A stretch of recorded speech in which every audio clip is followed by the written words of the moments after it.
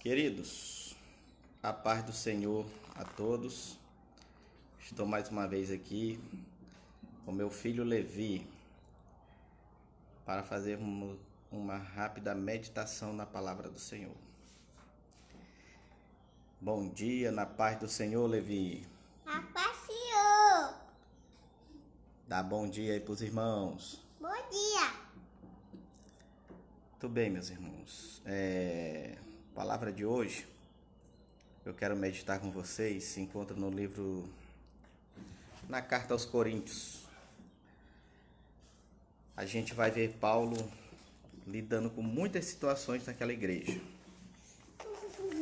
A gente vê Paulo corrigindo situações de divisão na igreja. A gente percebe também que Paulo vai corrigir situações de adultério na igreja. Também situações de irmãos que estavam levando outro irmão para o juiz. Também Paulo vai corrigir situações concernentes a casamento.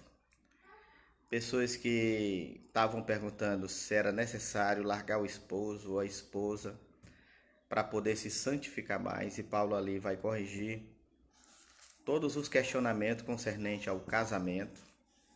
A gente percebe também Paulo corrigindo situações que ocorriam ali naquela igreja, naquela região, com a nossa liberdade cristã. Já tinham irmãos que eles estavam usando dessa liberdade de uma forma errada. Paulo vai corrigir dizendo que essa liberdade ela é limitada pelo amor em Cristo Jesus. Paulo vai corrigir naquela igreja problema com Santa Ceia, a ceia do Senhor. Irmãos que achavam que estavam ceando, mas estavam fazendo da forma incorreta. Problemas culturais. Paulo também vai corrigir situações naquela igreja com dons espirituais, que é o que eu quero, queridos, aqui nesta manhã, trazer a você um pouco a respeito desses dons espirituais. É por isso que ele vai dizer que na igreja tem que ter ordem, tem que ter decência. E os irmãos já estavam usando desses dons de uma forma incorreta. Paulo vai exortar aquela igreja no capítulo 12 da primeira carta aos Coríntios. Capítulo 14 também ele vai corrigir aquela igreja concernente a línguas estranhas, a profecia, que ele vai deixar muito claro que a pregação da palavra de Deus era isso que eles tinham que buscar com maior ênfase. E no capítulo 12 de Coríntios ele diz assim: a respeito dos dons, não quero, irmãos, que sejais ignorantes. Sabeis que outrora, quando eram gentios, deixáveis conduzir-vos aos ídolos mudos, segundo eram guiados. Capítulo 12, irmãos, da carta aos Coríntios, Paulo vai trazer uma figura do corpo. Nós, como membro deste corpo, precisamos um dos outros. E esses dons, eles são necessários para a edificação, exortação e consolação desta igreja. Mas era uma igreja, queridos, que já estava usando dos dons de forma errada. De tal forma que dá a entender, quando Paulo vai iniciar no capítulo 12, que alguns deles estavam dando até brecha para que espíritos malignos viessem ter validade no meio daqueles irmãos. Só para vocês terem uma ideia de como uma coisa ela pode discorrer, ou inclinar para o caminho errado. E eu quero trazer aqui, amados, a vocês nesta manhã, concernente a esses acontecimentos sobrenaturais que podem vir de Deus ou do ser humano, ou podem vir do próprio espírito malignos ou de demônios. Eu quero trazer assim uma palavra para vocês concernente a isso. Quando nós fazemos uma leitura a respeito a gente tem que meditar na Escritura e ver e ter muita cautela de que fonte. E como o engano hoje tem seduzido uma grande maioria até dos evangélicos. Infelizmente, eu vou trazer para vocês uma palavra que se encontra lá no Antigo Testamento. Se você puder me acompanhar aí, ela está no segundo livro das Crônicas, no capítulo de número 18. É a história do rei Acabe, onde ele tinha os seus 450 profetas, e ali tinha um profeta que ele não gostava, era o único que falava a verdade, que era o profeta Micaías. Olha o versículo de número 18. Acabe ia sair para a guerra e ele consultava os seus profetas. E os seus profetas, todos eles falavam que era bom para ele. Só que tinha um que não falava.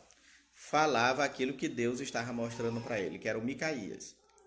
Capítulo 18 de 2 Crônicas, o versículo de número 18 em diante diz assim: Micaías prosseguiu: Ouvi, pois, a palavra do Senhor. Viu o Senhor assentado no seu trono, e todo o exército do céu estava na sua direita e à esquerda. O exército aqui do céu são os anjos. Perguntou o Senhor: Quem enganará Acabe, o rei de Israel, para que suba e caia em Ramote Gileade? Um dizia desta maneira e o outro do outro. Então saiu um espírito e se apresentou diante do Senhor e disse: Eu o enganarei. Perguntou-lhe o Senhor: Com que? Respondeu-lhe: Sairei e serei espírito mentiroso na boca de todos os seus profetas. Disse o Senhor: Tu enganarás e ainda prevalecerás. Sai e faze assim. Eis que o Senhor pôs o espírito mentiroso na boca. Olha aí, queridos. Espírito mentiroso na boca de todos os seus profetas, e disse o Senhor: Tu enganarás e ainda prevalecerás. Sai e faze assim. Eis que o Senhor pôs espírito mentiroso na boca de todos estes profetas, e o Senhor falou o que é mal contra ti. Está observando aí, meus irmãos, como essa questão dos acontecimentos sobrenaturais, se a gente não tem um correto entendimento das Sagradas Escrituras, muitos cairão, queridos, serão seduzidos por não conhecer a palavra de Deus. E o rei de Israel, que era Acabe aqui na época, perguntando para os seus profetas, todos eles diziam que era bom com relação a ele. Mas a qual ele vai perguntar, que é Micaías, a Micaías mostra a revelação que Deus está dando para ele de forma correta. E olha que um espírito enganador, Deus faz a pergunta: quem enganará Acabe? E um espírito diz: eu enganarei. E Deus diz: pois vai e tu vai prevalecer. Tu vai ser espírito de mentira na boca de todos os profetas de Acabe. Observe os dias em que nós estamos vivendo. A grande maioria estão rejeitando as Escrituras. Aquilo que é verdade na boca dos profetas de Deus. Mas quando alguém chega seduzindo, dizendo que Deus trouxe um sonho, Deus trouxe uma revelação, que na grande maioria está mentindo, aí a grande maioria acredita. Você quer ver mais um texto, além desse de 2 Crônicas? Se a gente abrir aqui rapidinho também, no livro do profeta Jeremias, olha que, irmãos, são muitos textos, no Antigo e no Novo Testamento. Eu vou mostrar no Antigo e também mostrar no Novo Testamento. Se tu lá no capítulo 23 de Jeremias, do versículo 9 em diante, vai falar contra os falsos profetas do tempo de Jeremias.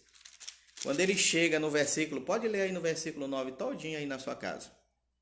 Ele chega no versículo 23 em diante, olha o que Deus disse: Acaso sou Deus apenas de perto, diz o Senhor, e não de longe? Ocultar-se-ia alguém em esconderijo, de modo que eu não veja, diz o Senhor. Porventura não encho eu os céus e a terra, diz o Senhor. Tenho ouvido o que dizem aqueles profetas, proclamando mentiras em meu nome, dizendo: sonhei, sonhei. Até quando sucederá isso no coração dos profetas que proclamam mentira, que proclamam só engano do próprio coração? Olha aí, queridos, apenas engano no coração. Sonhei, sonhei. Ele vai dizer aqui, se tu continuar a leitura, que quem tem sonho, conte como sonho, mas não diga, Deus me falou, ou Deus me disse. Não, conte como sonho, entendeu? Então, vamos discorrer mais um pouco, se tu também lê na tua casa, Ezequiel, capítulo de número 13, capítulo de número 14, tu vai ver que os profetas já estavam todos corrompidos, falando mentira em nome de Deus.